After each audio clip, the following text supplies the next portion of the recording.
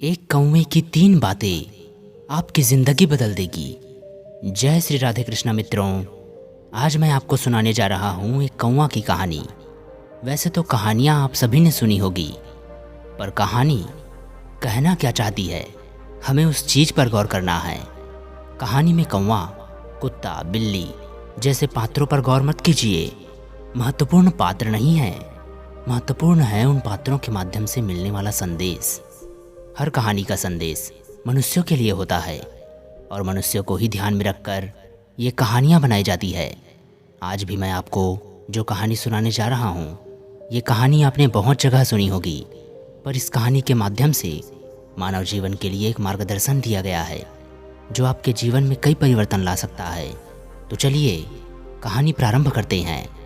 एक बार की बात है, किसी जंगल में एक कौवा का जोड़ा रहता था। वे बड़े आनंद से जीवन यापन करते थे, ना किसी तरह की चिंता, ना कोई दुख। वे अपने ज़िंदगी से बड़े ही खुश थे। एक दिन वे भोजन की तलाश में उड़ते हुए जा रहे थे। तभी उनकी नज़र सरोवर में बैठे एक हंस पर पड़ी। हंस पानी में किलोले कर रहा था।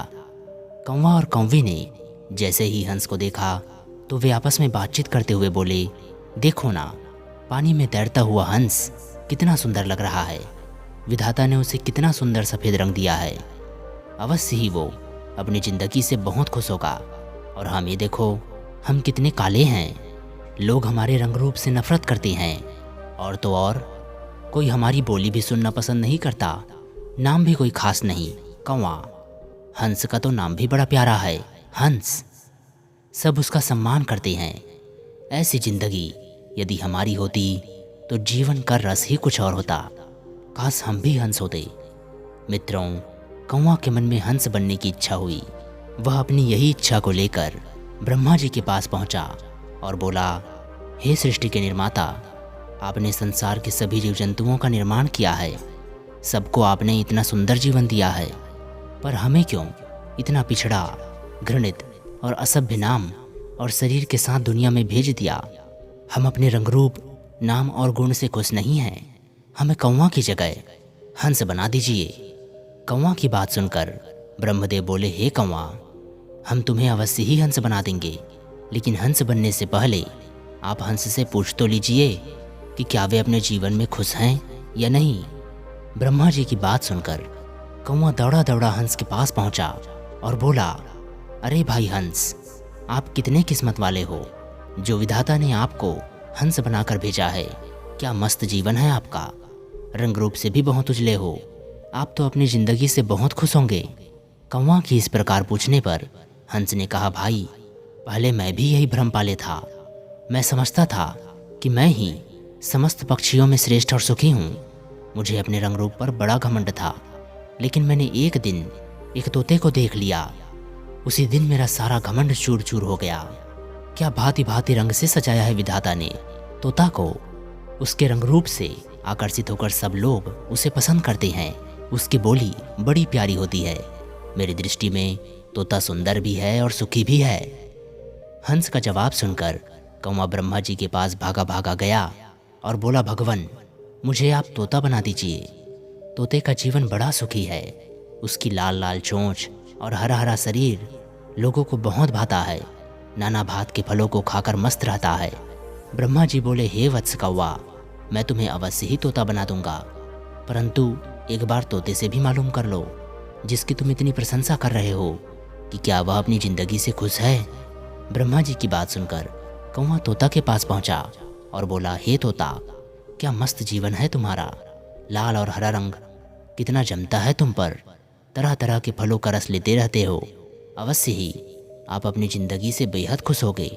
कौवा की बात सुनकर तोता बोला, हे कौवा, वैसे तो मैं अपने आप को पक्षियों में श्रेष्ठ और सुखी समझता था, लेकिन जब से मैंने मोर को देखा है तब से मेरी सोच ही बदल गई।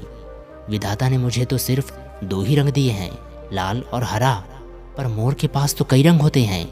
जब वह नाचता है तो भांति भांति रंगों से बने उसके पंख कितने सुंदर लगते हैं।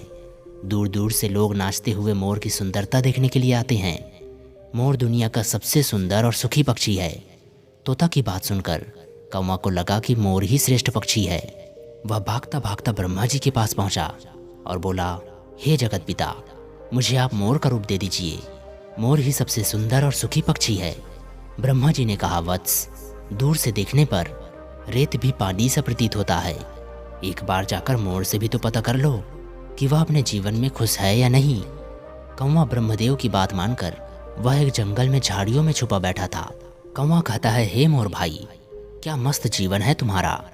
तरह तरह के रंग तुम्हारी सुंदरता बढ़ा रहे हैं। जब तुम रंग बिरंगे पंखों को फैलाकर नाचते हो तो लोग तुम्हें देखने के लिए आते हैं। स्वर्ग जैसी जिंदगी तो आप ही जी रहे हो। सभी पक्षियों में आपको ही श्रेष्ठतम दर्जा मिला है। आप अपनी जिंदगी में बहुत खुश हो गए। कौवा की बात सुनकर मोर कहने लगा, अरे कौवा, क्यों मुझसे हंसी दिल लगी करने आ गया। सुखी जिंदगी तो तू ही जी रहा है। न तुझे किसी का भय है, न तुझे कोई पिंजरे में बंद करता है और न कोई तेरा शिकार करता है। जहाँ मर्जी हो वहाँ घूमो फिरो, जहाँ मर्जी हो वहाँ बैठो, कोई तुझे कुछ नहीं कहता। तेरा रंग रूप और तेरी बोली ही तेरी ढाल है। स्वतंत्र होकर घूमना, जैसी मर्जी हो वैसा भोजन करना, पर हमारी तो सुंदरता ही हमारी जान की दुश्मन है। लोग देखते ही पंख नोचने का प्रयास करते हैं। कहीं एकांत स्थान ढूंढकर अगर नाचना भी चाहें तो कुत्ते खाने को झपटते हैं। कुत्तों की छोड़ो, शिकारी मनुष्य भी हमें मारकर अपना शिकार बनाना चाहते हैं। हमारे पंखों को ले जाकर बाजार में बेचाते हैं। यदि कोई अचानक हमला कर दे तो हम एकदम से भाग भी नहीं पाते। पंखों के भार की वजह से ज़्यादा ऊपर तक उड़ भी नहीं सकते। बेमतलब का बोझ हमारे पीछे बांध दिया है। आज सुबह एक शिकारी ने हमारे पंख नोच लिए। जैसे तैसे जान बचाकर इस झाड़ी में छिपे बैठे हैं। एक पल का पता नहीं, हर समय भय के साथ जीना पड़ता है। ऐसी जिंदगी किस काम की।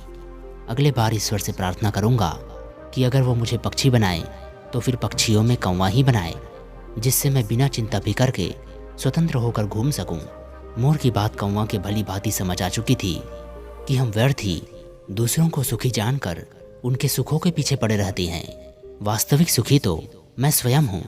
इस प्रकार कौवा अपनी कौवी के पास जाकर समझाने लगा, हे भेड़ों, अपनी इच्छाएं और आवश्यकताएं यदि हम सीमित कर ले, दूसरों से स्पर्धा करना बंद कर दे, जो प्राप्त है उसी में संतुष्ट हो जाएं, तो जीवन अपने आप सुखी हो जाएगा। परंतु हमें अपने आप को इतना संतोषी भी नहीं बनाना चाहिए, क्योंकि संतोष सुख तो देता है परंतु प्रगति नहीं। पर यहाँ पर बात दूसरी हो रही है। हमें अपनी तुलना किसी से नहीं करनी चाहिए कि जैसा वो है वैसे हम भी हो जाएं। यह सोच सिर्फ दुख प्रकट करती है। हम धन से किसी की बराबरी कर भी दें पर स्वाभाविक गुण तो अलग ही रहेंगे।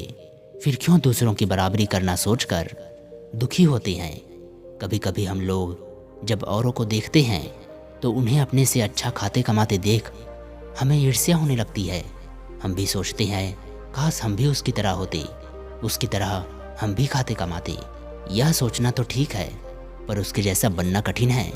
अक्सर जिन्हें हम अधिक सुखी समझते हैं वे अंदर से बहुत दुखी निकलते हैं।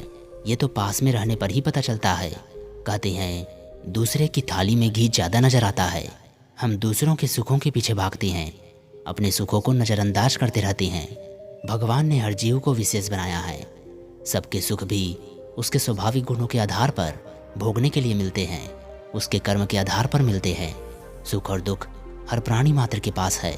कोई किसी बात से सुखी है तो कोई उसी ही बात से दुखी है। किसी का सुख ही दूसरे के दुख का कारण बन जाता है। कोई दूसरों के सुख को देखकर ही ईर्ष्यावश दुखी रहता है। इसलिए अपने को विशेष बनाइए, अपने में संतुष्ट रहिए, अपने दुख से दुखी और सुख से सुखी रहिए। यही जिंदगी है, यही जीवन का आनंद है। मित्रों, आशा करता हूँ यह वीडियो आपको पसंद आई होगी। वीडियो पसंद आई है तो वीडियो को लाइक करें और चैनल सब्सक्राइब करें और इस कहानी को जितना हो सके अपने दोस्तों रिश्तेदारों तक शेयर करें ताकि वो भी इस वीडियो से लाभ उठा पाएँ। चलिए मित्रों, मिलते हैं आपसे अगली कहानी में। तब तक अपना ध्यान रखें और खुश रहें। जय श्री कृष्णा। राधे राधे।